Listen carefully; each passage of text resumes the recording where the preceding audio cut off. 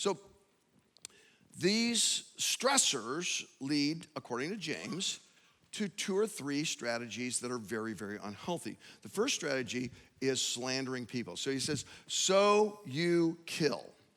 Now, do we really believe that people were walking around the first church in Jerusalem, like Freddy Krueger, just stabbing, like there were 7 murders after the 10 p.m. Why is he saying kill here? Because slander is a particularly heinous sin in the mind of first century Jews. And it's lessened in our culture.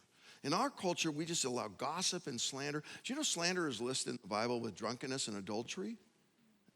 And why is it so important? Because slander damages a person's future potential. They didn't have credit reports in this day. All they had was their good name. So when you're going around and you're telling people bad things about a person, you're actually lowering their possibilities. You're killing their future. And we do this all the time. And why do we do this? We do it out of insecurity.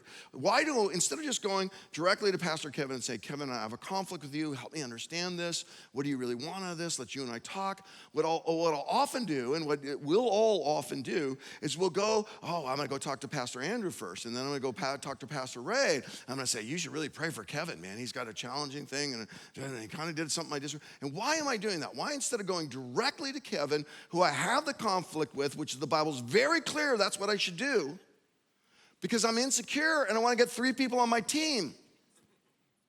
It's insecurity that makes me go to those other people.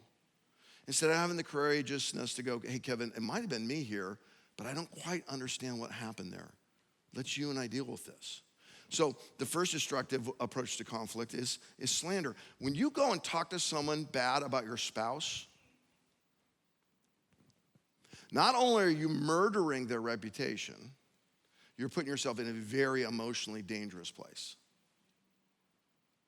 Very emotionally dangerous. Okay, looking to the wrong source. Oftentimes, what we expect and we want out of the relationship is very important. And we really need it, and we feel it strongly in our soul.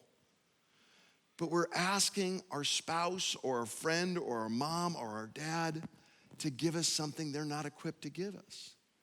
Ultimately, your spouse can help in your significance, but your significance can only come from your Creator. He knows how you were knit in your mother's womb. Your spouse is still trying to figure out what you meant during your last fight. So you can't look to your spouse for everything. Some stuff you got to go to the Father and say, Father, I need you to be the source of this for me. And then the last one is expectation. By the way, this is so important, what we expect. But expectation based on a wrong attitude. You've been hurt, and the hurt has locked you into a selfish mode. I deserve, I need, I want. It is so important for you to know what you want and what your preferences are. But when you start putting those preferences over the relationship, that's when it gets destructive. It's not wrong for you to say, I need this and I want this and I've got to have this, but you have to hold the relationship as the higher priority. It's a discussion, it's a compromise, it's a seeking of breakthrough together, not you getting your way. And the problem is, marriages get locked into who that keeps score, who's getting their way the most.